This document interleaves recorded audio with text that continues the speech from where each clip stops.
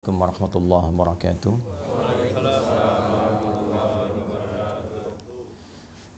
Alhamdulillahilladzi aqsama bis-subhi idza tanaffas. Wassalatu wassalamu ala Rasulillah nabiyyina wa sayyidina Muhammad ibn Abdullah alladzi ub'ida 'anil waswas wa 'ala alihi wa sahbihi wa dhurriyyatihi wa ummatihi ila yaumil mi'ad alladzi nabda'u fihi tanaffus. Wa ba'd. Jamaah sekalian yang dirahmati Allah Subhanahu wa taala. Alhamdulillah di kesempatan pagi hari ini waktu Indonesia bagian barat di sana dan waktu Jepang di sini 2 jam berbeda, kita lebih cepat. Tapi dalam kecepatan 2 jam itu kita masih diberikan kesempatan oleh Allah untuk beriman. Ini nikmat yang penting untuk kita syukuri, karena di antara sekian orang berkehidupan di hari ini, belum tentu keseluruhannya bisa mendapatkan anugerah iman. Di antara sekian orang yang mengatakan dirinya beriman kepada Allah, alhamdulillah kita yang masih diberikan kekuatan untuk membuktikan keberimanan kita kepada Allah dengan menunaikan ibadah salat subuh berjamaah di Masjid Indonesia Tokyo ini. Semoga sholat kita diterima oleh Allah Subhanahu wa ta'ala, doa-doa kita diijabah, dan zikir-zikir kita insya Allah juga diperkenankan dengan penerimaan yang baik si Allah Subhanahu wa ta'ala. Alhamdulillah, yang pertama ini syukur dan kebahagiaan tersendiri, kami diberikan kesempatan kembali untuk membersamai jamaah di Masjid Indonesia Tokyo ini, di masjid yang sama-sama kita berjuang untuk bisa menghadirkannya. Dari awal peresmian juga saya menghadiri dan mengikuti kegiatan dari sejak bahkan Ramadannya, di luar Ramadannya. Dan kita ingin mengingatkan dengan beberapa kawan-kawan yang mungkin masih menggunakan seragam koko kebanggaan dan kebahagiaannya itu, Mas Uwais, Mas Yusuf dan kawan-kawan lainnya. Saya ingin mengingatkan bahwa masjid ini didirikan dengan dasar satu, kolektivitas keislaman yang kuat. Di sini ada semangat untuk berjamaah, semangat untuk membangun kerukunan, dan betul-betul berjuang untuk bisa memperkenalkan Islam dan meningkatkan ibadah kepada Allah Subhanahu wa taala, khususnya di lingkungan Tokyo dan pada umumnya di Jepang. Mudah-mudahan niat dan seluruh apa yang kita harapkan itu sampai hari ini masih dicatat oleh Allah sebagai amal soleh untuk kita semuanya. Teman-teman sekalian, subuh itu memiliki keistimewaan yang unik, baik di dalam Al-Quran juga di dalam keterangan hadis-hadis Nabi Muhammad sallallahu alaihi wasallam. Saking unik dan istimewanya, Nabi bahkan memberikan contoh langsung yang kelak akan diikuti, bahkan diburu oleh para sahabat, baik yang senior dan yang paling menarik juga berkompetisi di dalamnya sahabat yang junior. Sampai saking inginnya mengetahui aktivitas Nabi dalam mempersiapkan subuh ini, ada sebagian nanti sahabat junior yang ingin mengetahui lebih dalam sampai lingkar terdekat Nabi, ada yang mencoba menginap di kediaman kerabatnya untuk mengetahui bagaimana Nabi bangun dari tidurnya hingga mempersiapkan subuh beliau sallallahu alaihi wasallam. Saya akan batasi pada 3 bagian pokok terkait dengan subuh ini, sehingga dengan batasan ini saya berharap kajian kita efektif. Yang pertama, karena kita hanya akan sampai pada jam 6.30 kurang lebih. Yang kedua, dari efektivitas dan fokus pada kajian kita ini, saya berharap ada perubahan kelak, mulai dari hari ini, esok dan selanjutnya, tentang cara kita menyiapkan dan menghadapi serta mengamalkan nilai-nilai subuh dalam kehidupan kita. Jadi subuh itu bukan sekedar sholatnya, dinilai penting, bukan juga bacaannya, tapi ada value-nya yang membimbing kita mengawali aktivitas dalam kehidupan. Secara cepat teman-teman sekalian, di dalam Al-Quran satu-satunya nama sholat yang diperkenalkan dengan 2 nama itu hanya sholat subuh. Yang lainnya ada yang disebutkan dengan namanya sekali, ada yang diisyaratkan dengan waktunya saja. Tapi subuh dia menjadi spesial karena disebutkan kedua namanya sekaligus, yang memberikan isyarat pedoman berkehidupan bagi setiap muslim khususnya dalam mengawali aktivitasnya. Jadi saya buka dengan satu gambaran begini dulu. Di Islam itu tidak ada satupun nama dan juga tuntunan dalam ibadah kecuali seluruhnya mengandung makna dan hikmah. Baik ya? Dari namanya, kemudian terkait dengan pelaksanaannya, ritualnya, itu bukan ritual hampa yang cuma kita bergerak-gerak, tidak. Di dalamnya ada maknanya, setiap bacaan ada artinya, bukan sekedar terjemahan, tapi juga mengandung pedoman dalam berkehidupan. Dituntun kita dalam menjalani hidup dari makna-makna yang kita dapatkan dalam proses ibadah itu. Karena itulah setiap ibadah dalam Islam itu selalu akan memberikan peran perubahan pada perilaku dan kehidupan kita. Saya ambil contoh begini.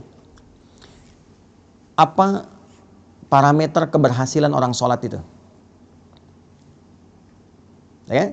Nah, nanti ditinjau dari 2 bagian. Secara fikih, keberhasilannya benar dia. Dibuka dengan takbir, ditutup dengan salam. Diiringi dengan keikhlasan. Itu tinjauan fikih. Nah, ketika benar menunaikan secara fikih, kewajiban kita terangkat. Baik ya? Yang kedua, dituliskan pahalanya. Ini bekal akhirat. Tapi nanti parameter dampak dunianya apa? Karena kan doa kita selalu Rabbana atina fid dunya hasanah wa fil akhirati hasanah wa qina adzabannar. Nah, salat itu di Al-Qur'an disebut dengan hasanah. Baik ya? Aqimis salata. Perhatikan kalimatnya, tarafain nahar wa zulafan minal lail innal hasanati yudhibnas sayyiat. Itu Quran di surah ke-11 ayat 114. Salat disebut dengan hasanah. Nah, apa dampak salat yang disebut hasanah itu bagi dunia dan akhirat kita? Tadi secara fikih kalau benar salatnya dibuka dengan takbir, ditutup dengan salam, diiringi dengan keikhlasan, kita meyakini sepenuhnya ada pahala dituliskan. Pahala itulah bekal kita pulang untuk ke akhirat. Kalau ini semua dilepas, jaket, baju, handphone yang bagus-bagus ya, masuk alam kubur aja dilepas. Jangankan ke akhirat, masuk alam kubur tidak dibawa. Baik ya? Nah, yang dibawa apanya? Nilainya, keikhlasannya, amal solehnya. Sekarang dampak dunianya apa? Maka dijelaskan kembali di Al-Quran surah ke-29 di ayat ke-45. Utlu ma uhya ilaika minal kitab wa aqimis salah.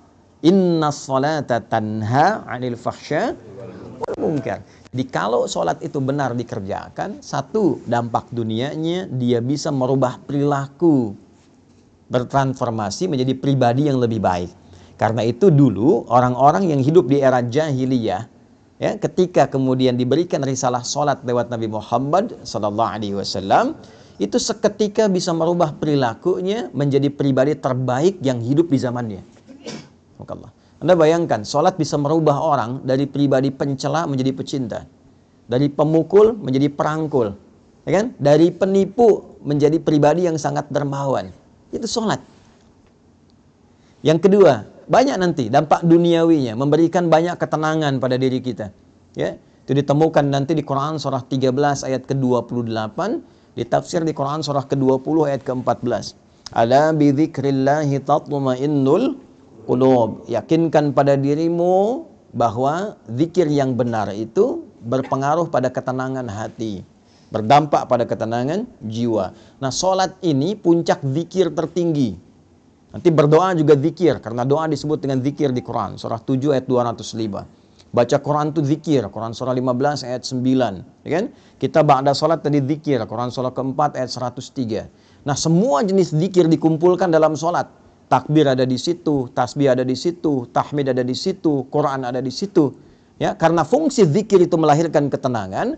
Karena itu ketika kita menunaikan salat, dan salat disebut dengan zikir, wa aqimis salata li dzikri, tunaikan salat sebagai zikir kepadaku, maka disitulah ada puncak ketenangan yang bisa kita dapatkan.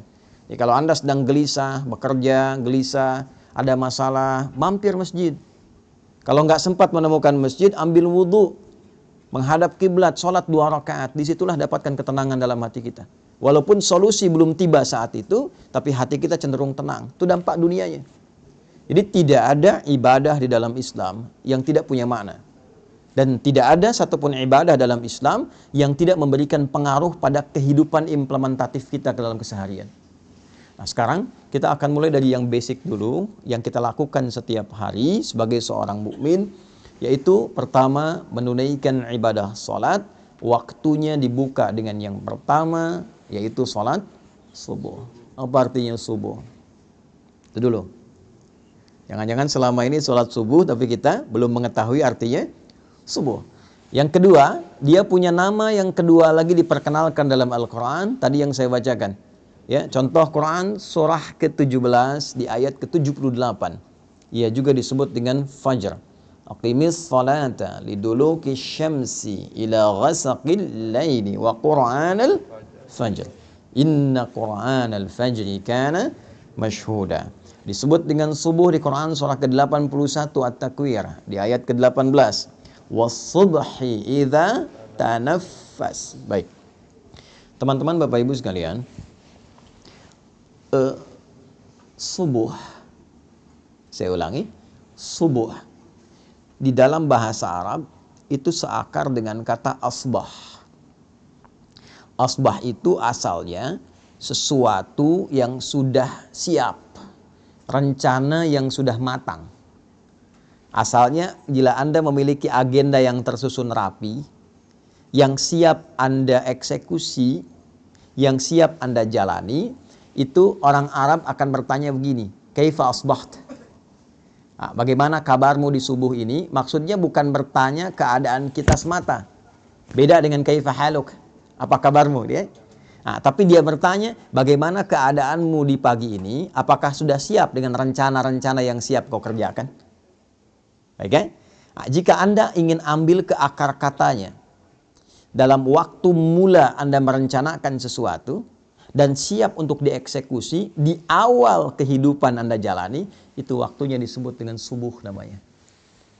Nah, jadi subuh disebut dengan subuh seakan memberikan kesan bahwa dari mulai Anda bernafas menjalani aktivitas, Anda sudah merencanakan berbagai macam kegiatan yang akan dieksekusi di waktu itu. Salat ini disebut dengan subuh seakan memberikan kesan bahwa umat Islam itu dari mulai bangun tidur, dia sudah memiliki rencana-rencana yang terukur yang akan dieksekusi di hari itu. Jadi tidak ada sikap seorang muslim sejatinya, kecuali saat bangun tidur itu dia sudah punya rencana kegiatan yang jelas. Anda jam 7 mau di mana hari ini? Jam 8 mau kerjakan apa? Jam 12 nanti mau di mana?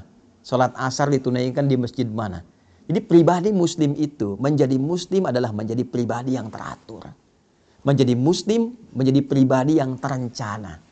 Jadi diajarkan kita dalam sholat, dipaksa kita bangun untuk kebaikan kita, tapi juga dituntun untuk merencanakan semua kegiatan kita. Bahkan semakin tinggi iman dan takwanya, dia merencanakan sampai akhiratnya. Itu yang dimaksud Quran surah 59 di ayat ke-18. Ya ayyuhalladzina amanu taqullaha wal tanzur nafsum ma qaddamat lighat. Ya, itu disebutkan 361 kali dalam Al-Quran. Huruf nida panggilan, nidaul qarib, mutawassit wal ba'id.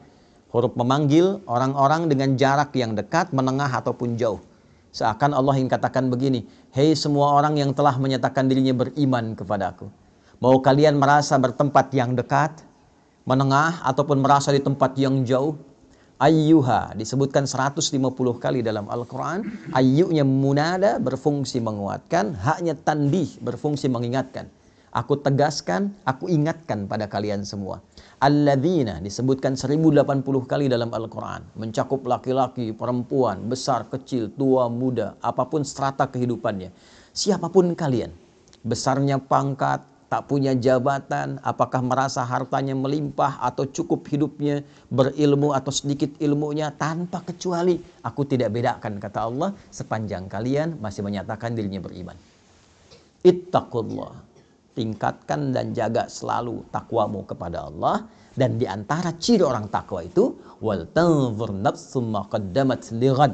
Dia memiliki kesiapan-kesiapan rencana sampai persiapan pulangnya kembali pada Allah Subhanahu wa taala. Jadi takwa itu bukan hanya sholat. Ya, takwa itu bukan hanya baca Al-Qur'an. Ya, ketika Anda menyiapkan rencana yang terukur pun, memiliki program-program kehidupan sampai pulang, itu bagian dari takwa. Nah, saya tanya begini, siapa yang pengen ke surga? Angkat tangan boleh. Nah, ya. Yang surganya Firdaus. Nah, Masya Allah. Dah turun dulu. Yang merasa sudah cukup amalan untuk ke Firdaus. Boleh angkat tangan. Nah, sampai batuk tuh. Yang merasa amalnya masih sedikit. Yang merasa banyak salah, angkat tangan. Tuh, ya. Boleh aneh ya. Nabi Adam itu salahnya satu. Keluar dari surga. Anda salah banyak pengen masuk. Nah, bagaimana memplanning itu? Menyiapkan rencana yang positif sampai kita mendapatkan rahmat Allah. Jadi rumusnya kan turunkan. Turunkan jenis surganya di Al-Quran, ada 8 jenis. Dari Firdaus sampai ke surga yang standar biasa. Tapi mohon maaf, sestandar-standarnya pun tetap surga. Itu turunkan karakternya bagaimana, amalannya apa saja. Tekuni itu dengan profesi kita di bumi. Sampai kita mendapatkan hasilnya. Itulah subuh. Misal, Anda menginginkan surga Firdaus. Karakteristik penghuni surga Firdaus dan amalannya itu ada misalnya di Al-Quran surah ke-23 ayat 1 sampai dengan 9. Sampai Anda menemukan kalimat ulaika humul warithun alladzina yarithuna al-firdausa hum fiha khalidun. Ada orang-orang calon penghuni surga Firdaus yang sedang berpetualang di bumi. Nah, siapa mereka itu? Nah, balik ke atas, qad aflahal mu'minun. Ciri pertamanya dia punya iman yang kuat. Ada amana, amanu, yu'minun, mu'minun. Beda. Amana, amanu baru standar keimanan. Perlu dilatih amal soleh terus ditingkatkan. Karena itu ketika amanu dibuka lagi dengan amal soleh. Dibuka dengan puasa, dibuka dengan sholat dan seterusnya. Ya. Wal asr. Innal insana lafi khusr. Illa alladhina amanu wa amilus salihat. Ya, maka dipacu lagi dengan amal soleh. Naik nanti yu'minun. Ya, iman yang konsisten dijaga terus. Alladzina yu'minuna bil ghaibi wa yuqimunas. Latihan dia. Setelah merasa nikmat, merasa imannya kuat, ya cirinya salah satunya jangankan yang fardu, ketinggalan yang sunnah saja sudah gelisah itu. Dia berubah jadi mu'minun. Karena itu kualitasnya beda. Kalau amana, amanu baru sekedar sholat. Yang penting terpenuhi kewajiban. Kalau sudah mukminun, dia ingin memastikan sholatnya terasa nikmat dan khusyuk. Alladzina hum fi sholatihim khashi'un. Maka Anda boleh menjadi pengajar, boleh menjadi pebisnis, boleh menjadi diplomat, birokrat. Tapi dalam saat yang sama, kalau ingin Anda punya rencana ke surga Firdaus, jaga waktu sholat Anda dan tunaikan dengan khusyuk. Firdaus. Kalau sholat biasa, mungkin khusyuknya standar. Tapi pengen ke Firdaus, berusaha terus selama hidup, dalam level kehusyuan yang tinggi yang mampu kita lakukan. Ya, walladzina hum 'anil lagwi mu'ridun, yang enggak penting-penting tepikan. Nah, itu dibuat rencananya secara terukur. Kita tuh punya visi panjang loh, bukan cuma dunia, sampai akhirat, akhiratnya turunkan, jadikan panduan berkehidupan. Nah, itulah yang dimaksud Quran surah ke-81 ayat 18. Was-subhi idza tanaffas, dan aku bersumpah kata Allah. Pakai qasam tuh. Demi waktu subuh yang mengiringi setiap nafas yang keluar, yang baik, yang dengan itu keluarlah produktivitas amal soleh setiap makhluk. Allah kasih contoh. Maaf, setiap subuh itu diberikan semua contoh kehidupan kita. Tumbuhan, nafas pertamanya keluar oksigen. Dia serap karbon dioksida, dia keluarkan oksigen pagi hari. Saya waktu di Utrecht di Belanda itu, setelah ada sesi mengajar itu, saya tinggal di satu flat apartemen. Itu depannya itu bagus sekali, hutan lindung yang terjaga, sehingga udaranya bagus. Saya ingin buktikan bagaimana ayat ini bisa terasa dalam fenomena alam. Saya keluar kurang lebih 2-3 menit sebelum waktu subuh. Itu udara yang terasa, masih terasa karbon dioksidanya. Belum segar. Tapi begitu masuk waktu subuh, wasubhi idza tanafas, ganti. Oksigen mulai muncul, segarnya mulai muncul. Jadi Anda bisa bayangkan, tumbuhan saja dimulai waktu subuh, dia sudah punya rencana yang terbaik untuk memberikan manfaat dalam kehidupan. Ayam subuh sudah berkokok, kan? Binatang, angin, subuh, sepoi sudah bertasbih. Jadi Anda bayangkan, makhluk yang tidak dihisab, dia punya rencana strategis dalam hidupnya dan sudah memberikan manfaat di awal aktivitasnya.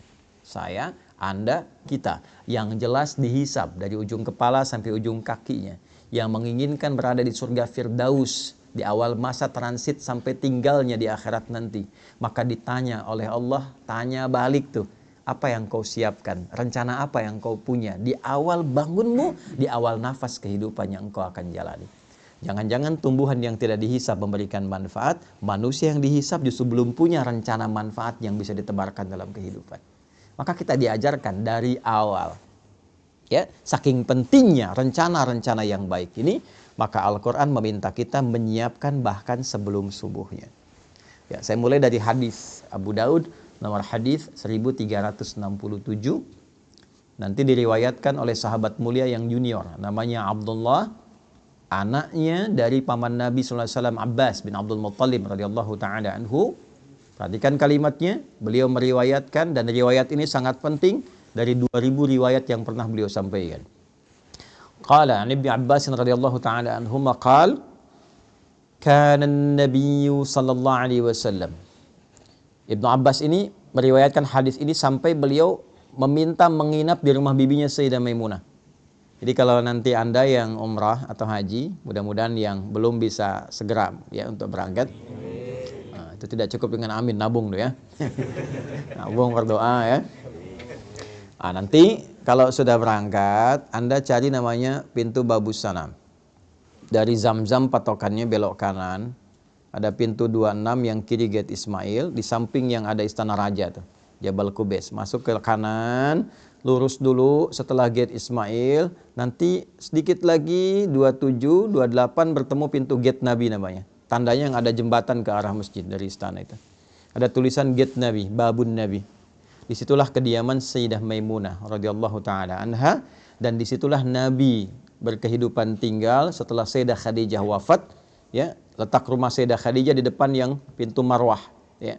Nah, di gate Nabi ini beliau pernah tinggal di kediaman Sayyidah Maimunah. Ibnu Abbas kecil tinggalnya di samping pintu Babus Salam.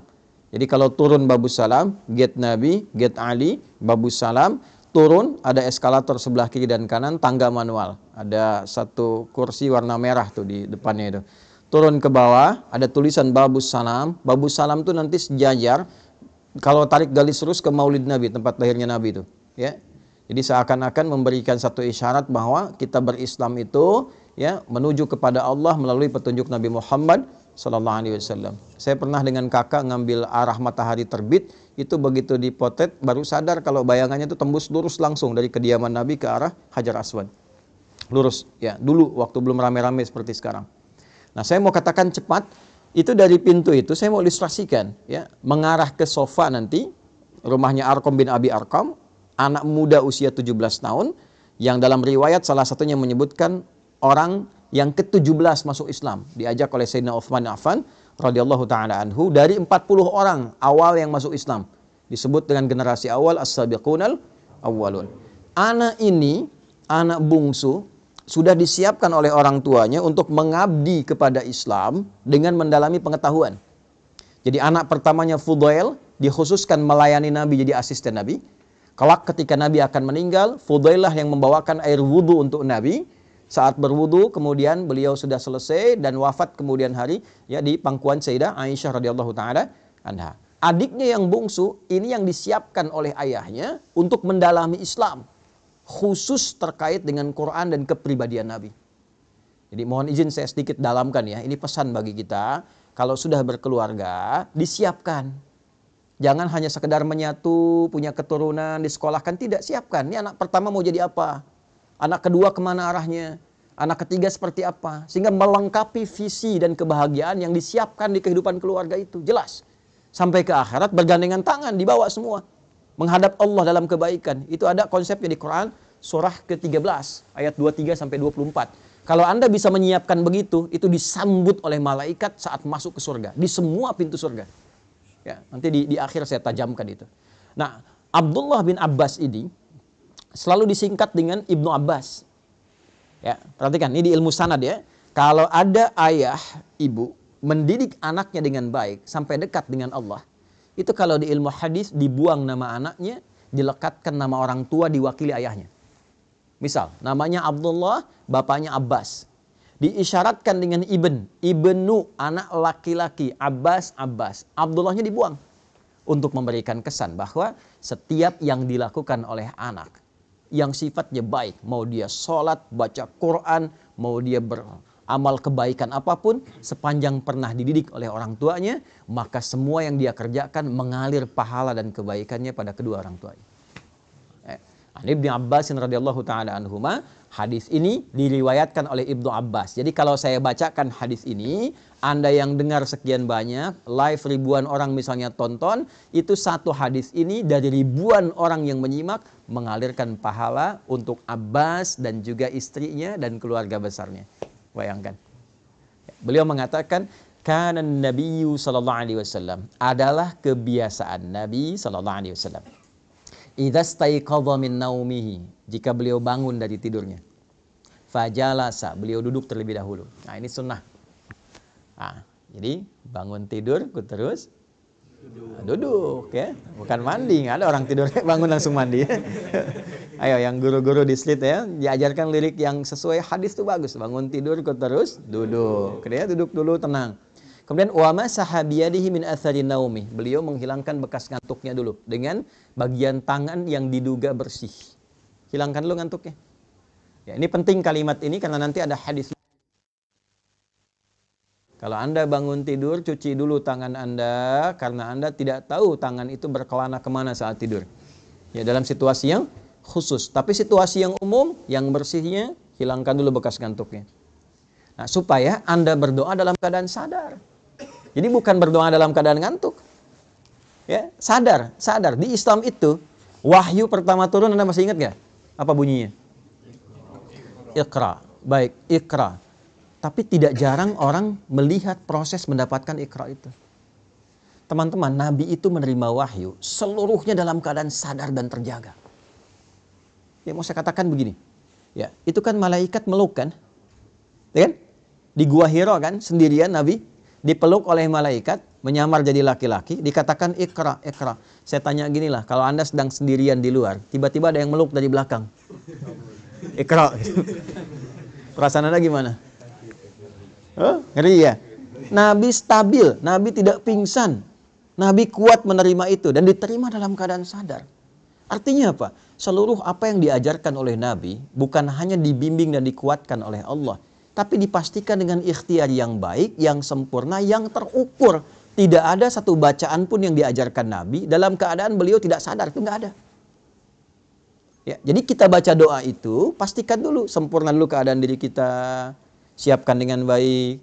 Jangan sampai alhamdulillahilladzi ahyana ba'da ma amatana, amatannya panjang, amatana walaihin nusyur gitu ya. Bangunnya jam 3, sadarnya jam 6 gitu kan. Itu. Nah, siapkan. Setelah itu, nah ini poinnya. Yang kita tahu kan baru doa tadi ya. Sekarang perhatikan hadisnya. Faqara'a khawatima Ali Imran. Maka beliau membiasakan membaca 11 ayat terakhir surah Ali Imran. Secara cepat saja. Di 11 ayat terakhir surah Ali Imran, dimulai dari 190 sampai 200, itu adalah tuntunan merencanakan kegiatan yang dibuat dalam waktu yang panjang sampai ke akhirat kita. Inna fi khalqis samawati wal ardi wa ikhtilafil laili wan nahari la ayatil liulil albab. Sungguh tancapkan pada hatimu yang paling dalam, jangan sampai ragu. Kalau kita ngaji agak dalam sedikit. Inna harfu nasbin wa taukidin tansibul isma wa tarfa'ul khabara mabniyun 'alal fathi la mahalla lahu minal i'rab. Inna itu berfungsi untuk menguatkan pesan agar disampaikan kepada hati kita. Kuatkan, jangan sampai goyah, dibuka hikmahnya, makanya alamatnya fathah, ya kan? Kalau dia nanti sifatnya mudzakkar salim, pakai ya untuk dikuatkan, diikat dengan baik, ya, ikat pada hatimu. Sungguh tancapkan pada hatimu yang paling dalam. di balik hikmah penciptaan langit dan bumi dan seluruh kegiatan berganti siang dan malam, ada orang-orang yang paham substansi kehidupan. La ayatil li ulul albab, itu yang mengerti esensi hidup. Paham. Nih, Anda mesti mengerti, Anda kesini untuk apa? Anda ngajar mau cari apa? Anda bekerja untuk apa? Ya, ada orang-orang yang saking pahamnya kalimat, baru disebutkan satu kata, dia mengerti arahnya mau kemana itu. Itu ulul albab namanya. Lub. Ya, tahu kelapa. Kelapa itu kan ada luarnya ya, kulit, ada serabutnya, ada batoknya, ya kan? Ada kemudian di dalam, dari daging luar, ada yang paling dalam yang enak tuh, yang halus lembutnya, itu lub namanya, lub. Ya, ada orang-orang yang mengerti ketika mau beli kelapa, dia ketok-tek. Ya, dia untuk apa? Dia tahu isinya mana yang bagus tuh. Yang nggak tahu, lihat kulitnya aja. Oh, kalau hijau, besar, bagus, ambil. Ternyata dalamnya kurang enak, gitu kan? Nah, itu ada orang yang demikian, dia nggak ngerti kehidupan. Yang penting makan, minum, tidur, selesai. Ya, gitu lagi.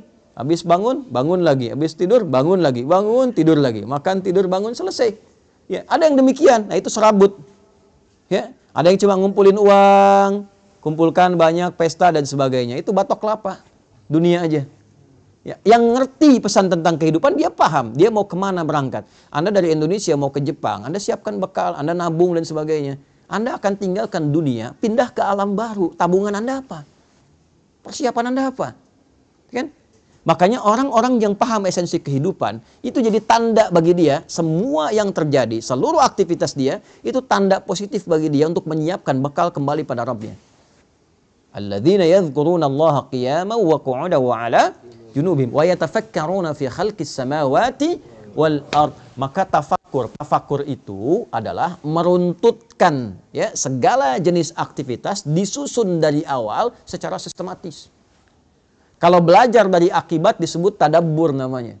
Menganalisis disebut dengan tanadzur. Tapi tafakkur dari kata tafakkara yatafakkaru. Ya, mengambil semua rencana kegiatan, disusun dengan rapi, ya, dimitigasikan untuk dipraktekkan. Jadi ada orang-orang yang menjalani kehidupan yang seluruh aktivitasnya tersusun rapi, kata Allah. Ya, apapun itu, di siang dia punya agenda, di malam dia punya agenda, dan dahsyatnya dia siapkan itu bersamaan dengan zikir mengingat Allah Subhanahu wa taala. Ya, terima kasih ya Allah yang telah memberikan saya kesempatan hidup, memberikan kesempatan pada saya menyusun kegiatan, lihat langit ingat Allah, ya kan? Lihat anak ingat Allah sebagai titipan. Itulah ulul albab. Ya, sampai dengan nanti ayat ke-200-nya. Jadi dimulailah aktivitas itu sebelum subuh, Nabi bangun, merencanakan kegiatan itu, persiapan warming up menunaikan sholat tahajud. Demi apa? Demi membawa agenda yang disiapkan di subuh itu menghadap Allah. Apa tandanya agenda itu telah siap dibawa menghadap Allah sebelum dieksekusi? Jadi idealnya begini, disusun dulu tuh, besok mau ngapain. Sudah disusun, baru kita berdoa kan? Alhamdulillahilladzi ahyana ba'dama amatana. Terima kasih ya Allah memberikan kesempatan aku menjalani kehidupan sesuai dengan ajalku. Setelah engkau tahan sementara tadi nyawaku dalam tidurku.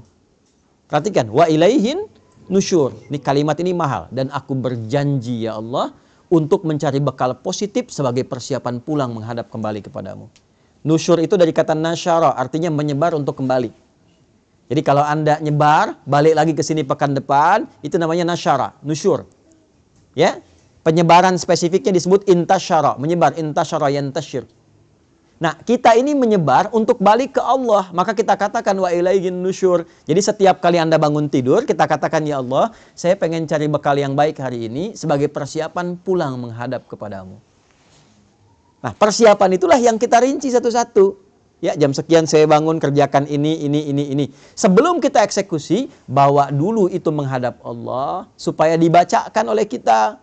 Minta kemudahan, minta kelancaran, minta perlindungan. Semua bacaan yang kita bacakan itu disebut dengan Quran dalam bahasa Arab. Zikir itu Quran. Ya kan? Doa itu Quran. Bacaan-bacaan kita Quran. Kalau yang dimaksudkan Al-Fatihah sampai dengan An-Nas, tambahkan alif lam di depannya, menjadi Al-Quran. Jelas?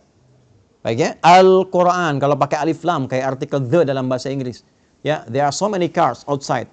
Itu banyak tuh mobil di luar tuh. Tapi kalau kita katakan the car, is yours. Ya, tapi yang ini itu punya Anda. Oke? Okay? Itu kayak artikel Al-Quran khusus untuk firman Allah yang disampaikan melalui malaikat Jibril pada Nabi Muhammad SAW dari Al-Fatihah sampai An-Nas, berpahala dan beribadah kita dalam membacanya. Itu Al-Quran. Tapi kalau Quran itu semua bacaan yang kita sampaikan pada Allah. Ya, agenda kita, doa kita, harapan kita, zikir kita, istighfar kita itu digabungkan semua jadi apa? Quran. Maka susun itu agenda kita, harian kita. Nanti tandanya apa? Saat matahari sudah memancarkan sinar pertamanya, membelah kegelapan malam. Pancaran sesuatu pada yang positif, membuka sesuatu yang terang pada nilai kebaikan disebut fajar namanya. Pancaran yang negatif, yang mengarahkan pada keburukan disebut fujur namanya. Ada fajar, ada fujur. Pancaran materi yang keluar secara fisikal, memancar tuh dari bawah ke atas disebut infajar namanya. Tiga-tiganya ada di Quran. Contoh, Anda mau bor tanah ya supaya keluar air misalnya. Ya, begitu Anda bor, keluar airnya. Itu bahasa Arabnya namanya infajar. Nabi Musa punya tongkat dipukulkan ke batu, ya, maka batunya terbelah keluar 12 mata air. Al-Baqarah ayat 60. Wa idhistasqa Musa liqaumihi faqulna idrib bi'asakal hajar fanfajarat minhu 12 aina. Infajar, keluar 12 mata air. Ya, tongkat Nabi Musa kayu dipukulkan ke batu, kuat batu secara material. Tapi ketika tongkatnya mukjizat dipukul batunya yang belah. Ya, keluar 12 mata air. Anda punya tongkat emas, pukulkan ke batu, ya, keluar 12 air mata tuh, pecah tongkatnya. Nah, fujur itu pancaran negatif yang keluar dari nafsu. Nih. Jadi ada takwa, pancaran positif, ada fujur, pancaran negatif. Ya, provokatornya setan. Kalau takwa, supporternya malaikat. Nanti malaikat disebutkan 88 kali, setan disebutkan 88 kali. Quran surah 91 ayat 7 sampai 10. Wa nafsin wa ma sawwaha fa alhamaha fujuraha wa taqwaha. Allahu akbar, Allahu akbar. Jiwa takwa aktif. Sudah adzan ya. Nggak terdengar adzan, tetap aktif. Subuh siap-siap. Besok jam sekian. Ya kan? Tapi begitu Anda sudah siap, adzan terdengar, selesai adzan, nah jiwa fujur muncul lagi. Tenang baru adzan. Belum qomat. Ya kan? Waktunya masih panjang. Pernah begitu? Nah, itu fujur namanya. Itu kan pancaran dari tubuh kita memancar tuh. Nanti keluar dari sini, itu aktif juga. Begitu keluar, lihat tuh. Tuh kan, sepatunya bagus yang itu ya. Aktif itu. Ya, nah itulah perjuangan kita ngontrol itu. Nanti pancaran keburukan disebut fujur, pancaran kebaikan secara material fisik bendanya ada disebut dengan infajar. Tapi kalau memancar sesuatu, membuka celah kebaikan, membuka sebuah terang, ya, memberikan dorongan-dorongan positif untuk memulai satu aktivitas disebut fajar namanya. Maka diperkenalkanlah kemudian waktu ini selain subuh, waktu kita membawa agenda, datang kepada Allah, tandanya apa? Fajar. Matahari sudah mulai memancarkan sinar pertamanya, membelah kegelapan malam sebagai tanda aktivitas akan dimulai. Maka bacaan-bacaan Quran kita dibawa di waktu itu menghadap kepada Allah untuk minta petunjuk, kemudahan, kelancaran, dan keberkahan. Itulah yang dimaksud Quran surah 17 ayat 78. Aqimis salata liduluki syamsi ila ghasaqil laili wa qur'anal fajr. Bukan wal Quran tapi wa qur'anal fajr. Kenapa di situ fajar itu diikuti dengan Quran? Padahal bisa Allah mengatakan begini, aqimis salata liduluki syamsi ila ghasaqil laili wal fajri. Selesai. Kenapa ada Qurannya? Untuk menunjukkan keistimewaan khusus yang melekat di waktu subuh. Jadi jangan biarkan subuh itu menyendiri dengan penunaian sholat saja. Agenda Anda bawa. Ya, harapan-harapan bawa dalam subuh. Makanya ada orang yang nunggu subuh sambil istighfar. Ya. Waktu singkat menjelang subuh itu namanya sahar.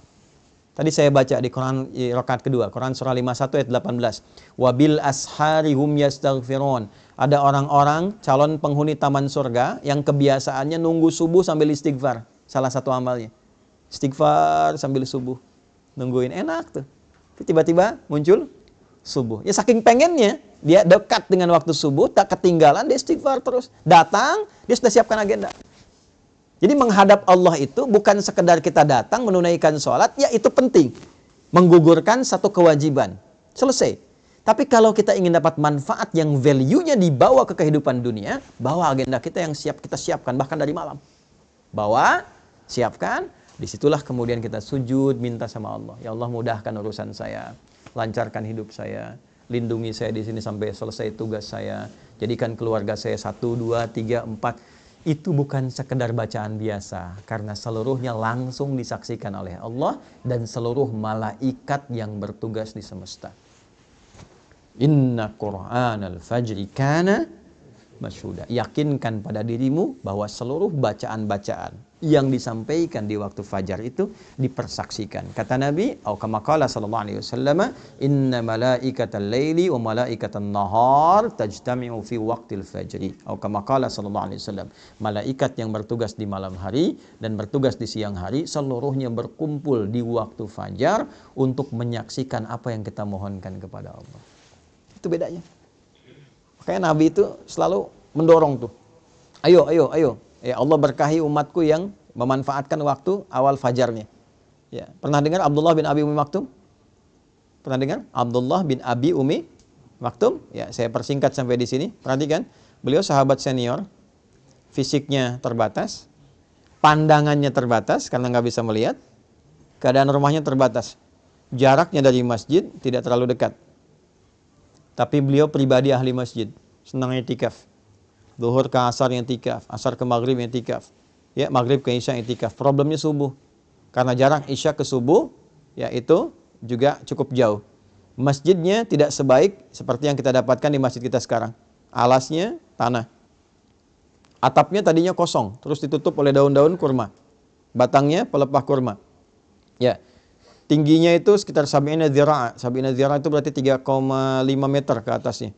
Ya, jadi kalau masuk ke Masjid Nabi pada waktu itu pas di atas kepala sedikit, tangan bisa pegang. Ya kan? Nah, yang paling menarik teman-teman sekalian, dalam situasi itu beliau masih pengen i'tikaf, datang di awal waktu subuh. Cuma karena nggak bisa, datang ke Nabi begini. Ya Rasulullahi, atau kama qala aliyya rukhsah. Ya Nabi, saya senang ke masjid. Saya pengen jadi ahli masjid. Cuma saya terbatas. Jarak rumah ke masjid tidak terlampau dekat. Mata nggak bisa lihat. Ya, subuhnya juga tidak mudah. Boleh nggak saya punya rukhsah, keringanan, supaya menunaikan subuhnya di rumah? Nabi tidak mengiyakan, tidak melarang. Perhatikan jawabannya. Kata Nabi, atau kama qala sallallahu alaihi wasallam, atasma'ul adzan, apakah engkau masih mendengar adzan? Kata beliau Abdullah bin Abi Maktum, bala ya Rasulullah, kama qala, ya Rasulullah. Perhatikan kalimatnya. Madum tatasma'ul adzan, atau kama qala, fa'addiha fil masjid. Selama engkau masih bisa mendengar adzan, maka tunaikanlah itu di masjid. Bayangkan. Di-highlight oleh para ahli hadis. Satu, adzan terdengar. Tuh. Ya kan? Diketahui. Ya, yang penting wasilahnya sampai. Al-hukmu yaduru ma'illati. Kalaupun nggak bisa terdengar keluar, artinya kita paham waktu sholat. Kalau yang bisa terdengar di Osaka tuh boleh terdengar tuh, ya, masih bisa tuh keluar tuh. Ya, itu bayangkan maksudnya apa? Yang adzannya pun adzan yang baik supaya terdengar nyaman orang ke masjid. Tadi adzan bagus tuh, yang adzan di sini tadi tuh. Ya. Madinah mirip-mirip tuh. Maksud mirip-mirip tuh gini, bukan lagunya, bukan. Ya. Maksud mirip-mirip tuh begitu as-salat subuh kan? As-salatu khairum minan naum. Salatnya yang panjang tuh. Ya kan? Naumnya pendek kan? As-salatu khairum minan naum. Pendek kan? Nah, di kita di Indonesia kadang-kadang naumnya yang panjang. Ya, salatu khairum minan naum. Tidur lagi tuh. Ya. Nah, saya mau balik tuh. Satu, adzan, atau kalau kita tidak dengar adzan seperti sekarang, sepanjang beriman, catat waktu sholat. Itu ada di Quran surah keempat ayat 103. Inna sholata kanat 'alal mu'minina kitaban mawquta. Kalimat bebasnya, orang beriman itu tahu waktu sholat. Jelas? Oke. Selanjutnya apa? Begitu mendengar kalimat Nabi, sepanjang engkau mendengar itu, usahakan tunaikan di masjid. Maka sejak saat itu beliau mengatur waktunya. Bayangkan, tidak punya penuntun, jalan meraba ke arah masjid, datang di awal waktu di masjid yang kondisinya tadi saya uraikan. Anda bisa bayangkan, sejak saat itu bahkan adzan subuh itu haknya menjadi Abdullah bin Abi Ummi Maktum. Milik Abdullah bin Abi Ummi Maktum radhiyallahu taala anhu. Jadi Bilal itu naik menjadi adzan pembuka. Bilal adzan pembuka sebelum subuh tiba untuk mengingatkan siap-siap waktu subuh. Sejak peristiwa itu, saking pentingnya subuh. Saking pentingnya. Setelah itu Abdullah bin Mas'ud radhiyallahu taala anhu baca Quran 50 ayat sebagai persiapan bagi masyarakat. Ayo siapkan agenda, siap-siap ke masjid, waktunya penting, mohon sama Allah. Baru setelah itu Abdullah bin Abi Maktum itu adzan, sahabat semua sudah ada di masjid. Itu yang menjadikan mereka dengan seluruh aktivitasnya sampai sekarang dikenang sukses apapun aktivitas mereka dan profesi mereka. Tidak ada satupun sahabat yang hidup di muka bumi ini dengan semua kegiatannya kecuali mereka sukses dan bahagia. Silahkan Anda cek profil mereka banyak sekali. Makanya bacanya tuh diperdalam lagi. Baca sirah, kajiannya ditambah supaya motivasi. Jangan yang aneh-aneh. Ya, Anda misalnya kan pelajar nih. Dari pelajar itu keluarkan ayat-ayat tentang ilmu, hadisnya apa. Lihat profil sahabat yang fokus di bidang ilmu. Ali bin Abi Thalib belajarnya bagaimana? Sampai pakar di bidang matematika. Itu bukan hanya tahu tafsir, hadis. Beliau itu paham matematika apa. Anda kalau ngaji tafsir, ada tafsir tuh bagus ya. Namanya Al-Jawahir, karya Tontawi Jawahari. Itu bagian terakhirnya ada kitab Lataif namanya judulnya itu. Di dalam Lataif ini ada keunikan-keunikan Ali bin Abi Thalib karena menyelesaikan persoalan-persoalan hukum itu dengan menggunakan pendekatan hitungan matematika. Indah deh. Yang perempuan itu ya. Sayyidah Aisyah itu kan dokter. Dalam arti paham bidang kedokteran. Belajar ilmu kedokteran. Sayyidah Fatimah itu perawat. Nanti ada nasab perawat tuh ada. Yang laki-laki siapa, yang perempuan siapa, yang di militer siapa. Yang pebisnis di sini keluarkan ayat-ayat tentang bisnis. Hadisnya apa. Profil sahabat Nabi itu siapa yang pebisnis. Entrepreneurnya siapa saja. Ya, silahkan Anda cek keluarkan. Begitu caranya. Bagaimana orang sudah wafat, hartanya, aktifannya masih ada sampai sekarang. Utsman itu sudah meninggal. Cuma beli satu sumur. Dikonversi sekarang jadi hotel. Orangnya sudah meninggal. Hotelnya dibuat oleh pemerintah Saudi, ya kan? Setelah itu dijadikan kemudian wakafnya Utsman bin Affan radhiyallahu taala anhu, hasil yang disimpan di bank Saudi disedekahkan untuk kepentingan umat Islam. Orangnya sudah wafat 15 abad yang lalu. Apa ada YouTuber di masa Nabi? Tapi jangan salah, orang-orang media ada, sampai turun ayat banyak. Wa idza ja'ahum amrun minal amni awil khaufi adza'u bi. Ada tipikal orang-orang sakit yang apapun bisa jadi konten baginya katanya. Itu ada di Quran. Ya, jadi apa saja jadi konten, bikin konten, upload lagi. Uploadnya pakai syair. Lihat apa saja bikin konten, apa saja bikin konten. Sampai turun ayat. Selektivitaslah dalam bikin konten itu. Yang baik-baik tampilkan. Jangan bikin hoax, maka turun ayat-ayat tentang hoax. Cuman medianya tidak seperti sekarang. Ya, sekarang lebih berkembang, eranya digital. Ngajinya juga beda. Dulu saya waktu ngaji tasrif masih sorop. Fa'ala yaf'inu, fa'ala yaf'alu, fa'ala yaf'ulu. Sekarang sudah beda. Taba yatubu yutuban. Fasbakayu Facebookan, ya. Taktakayu taktiku tiktokan, ya. Instagramu Instagraman. Nah, ini yang kita perbaiki sehingga ngajinya itu tulus. Ya, jadi ilmu dipelajari, amal dipraktekan, manfaat kemudian bisa diraih. Itu terukur semua. Dulu ngaji kita begitu, Fathul Qarib, Fathul Mu'in, macam-macam. Dulu ulama-ulama itu mendampingi Umar. Anda kalau ke Jogja, di Kesultanan Jogja itu masih ada tuh. Ya, kumpulan-kumpulan hazanah awal tuh keislaman di situ. Ada ngajinya tuh. Ini pembahasan Fathul Qarib yang ngajar siapa, Fathul Mu'in yang ngajar siapa, muftinya siapa, ya dalamnya siapa, sampai begitunya. Dan dipraktekkan dalam kehidupan. Makanya desain kotanya pun terukur. Silakan Anda cek kalau nggak percaya. Di mana ada masjid, depannya ada alun-alun, sampingnya ada pasar dan sebagainya. Itu bukan sesuatu yang biasa, terukur. Oleh karena itu saya kembalikan dan saya tutup, teman-teman, saya ingin mengajak. Jadi jangan sampai kita menunaikan ibadah hanya sebatas memenuhi kebutuhan ritual semata. Walaupun itu sah secara hukum. Tapi kalau ingin merasakan nikmatnya berislam, bawa nilainya, praktekkan dalam berkehidupan. Anda kalau nggak tahu nikmatnya, mohon maaf ya, belum tahu nikmatnya, la yasraqu min qaum. Hai orang-orang beriman, jangan saling mencela. Praktekkan ayat itu, tidak saling mencela. Baru terasa berislam itu bagaimana. Kalau mau tahu nikmatnya berinfak, bawa itu, cari orang, dekatkan dia, bikin program di KMI. Dulu saya pernah inisiasikan tuh. Ya, tidak semua orang di Jepang itu kan, mohon maaf, ya punya kemapanan. Ya, kemapanan dalam materi, termasuk orang kita ataupun orang Jepang tetangga kita dan sebagainya. Kenapa nggak kita praktekkan? untuk mendapatkan indahnya berislam. Masak bagi dengan tetangga, ya, ada lansia-lansia butuh perhatian, tengokin, bareng-bareng, ya kan? Jagain, bahagiakan dia, kirimkan bunga, sampaikan. Ketika ditanya Anda begitu baik, katakan Islam yang mengajarkan saya untuk bersikap seperti ini. Baru Anda rasakan keindahan Islam itu di situ.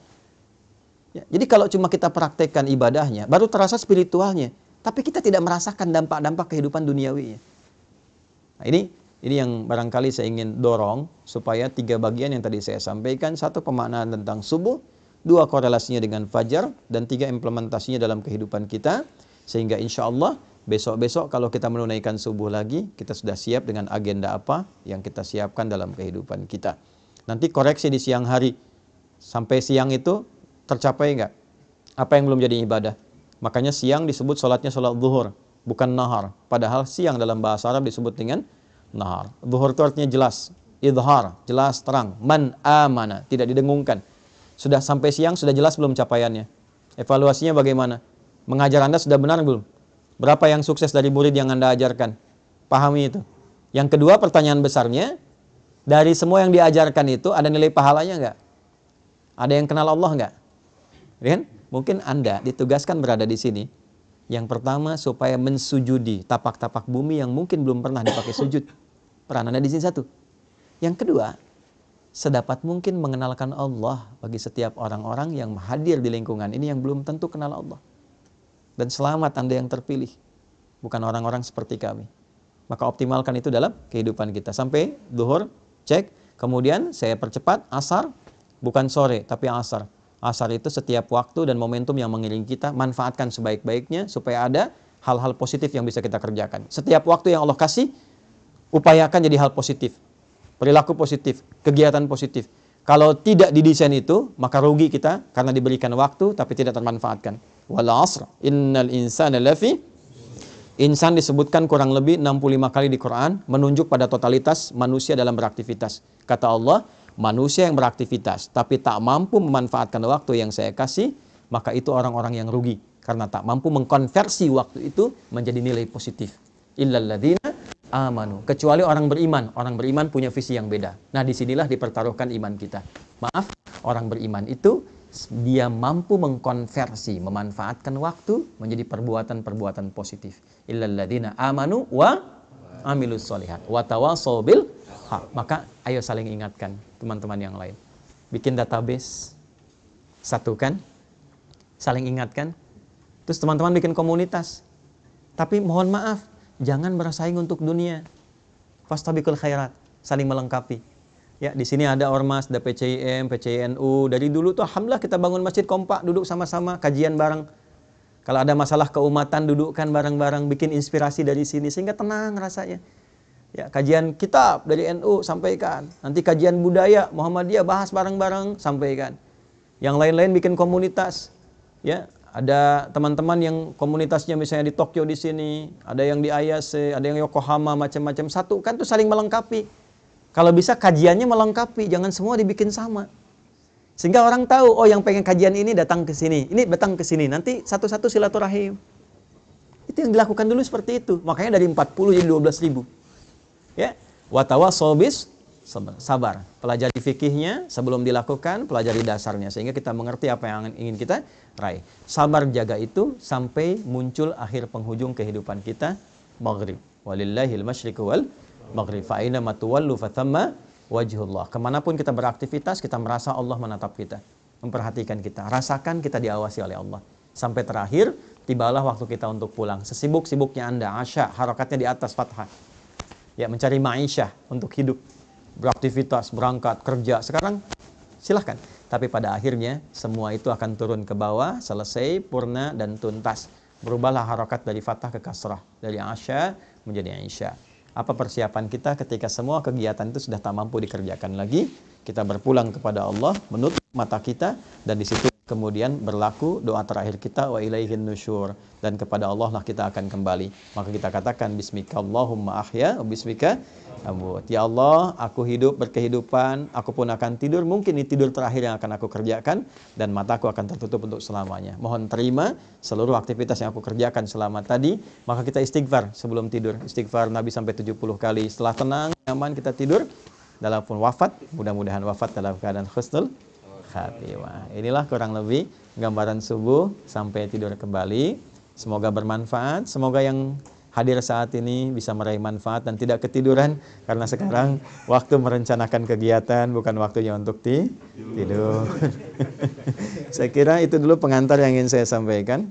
Kita ada waktu barangkali 15-20 menit sebelum kita akhiri. Saya mohon izin, saya batasi 6:30 karena saya mesti kembali ke flat itu untuk bantu mandikan anak-anak dan sebagainya untuk persiapan ke agenda berikutnya. Ya, saya kira saya cukupkan dulu. Nanti setelah itu kita berdialog. Dipersilahkan pada teman-teman kalau ada hal yang ingin kita diskusikan. Assalamualaikum warahmatullahi wabarakatuh.